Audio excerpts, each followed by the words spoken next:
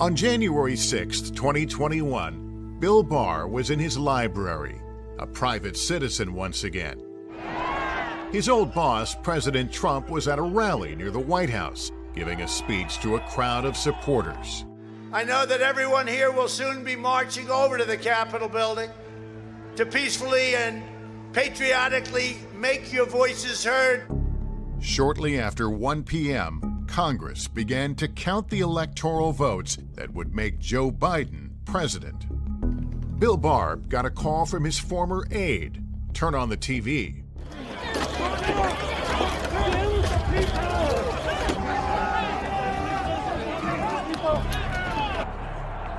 I was surprised by the number of people who seemed dead set on breaking their way into the Capitol, and the fury in fighting the police. I was horrified by it.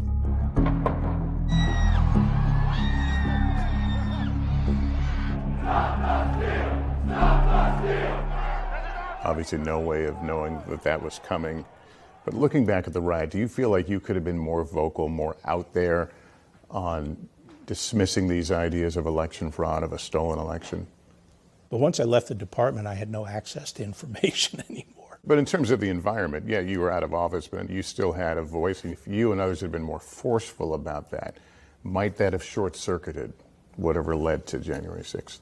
No, I don't think so. I think, the story was, the theme was already baked. But you also have to remember, we were playing whack-a-mole. And, one of the things is the president was surrounded by these people who would very convincingly make their case for fraud. On the day of the riot, Barr issued a statement denouncing the violence, and the next day, another one. He accused President Trump of betraying his office and his supporters. Are you supportive of the January 6th committee? Yeah, I think the best way, what I'm most comfortable with, is the Department of Justice doing it through their process. But, this was the Capitol. It was attacked, and I can understand why members of Congress would want to look into it. Do you think that President Trump was responsible for what happened here ultimately? I do think he was responsible in the broad sense of that word, and that it appears that part of the plan was to send this group, many of them were obviously rowdy and seemed to be dressed for conflict, send them up to the Hill. I think the whole idea was to intimidate Congress, and I think that was wrong. But that's as far as Bill Barr will go. This man, accused so many times of protecting the former president, says he is still just calling it like he sees it, and he sees no crime by the president here. I haven't seen anything to say he was legally responsible for it in terms of incitement. Barr does write that the president lost his grip and went off the rails after the election. And in his book, he lays blame on the people who had Trump's ear at the end. You put a lot of the blame, in your words, on the whack job sycophants who fed him a steady diet of conspiracy Picking theories. out all the good phrases. Yeah, and does that not let the president off the hook, though, this idea that he's relying on these folks? He's the president. No, I don't let him off the hook. I think one of his weaknesses is, he is, his id is in control. He'll follow his wants and his desires. And where other people might be modulated by logic and reason, he will push. And after the election, I think there were no guardrails. He had nothing to lose, and he was going to go as far as he could. Can you tell me, will you talk to the January 6th investigation committee?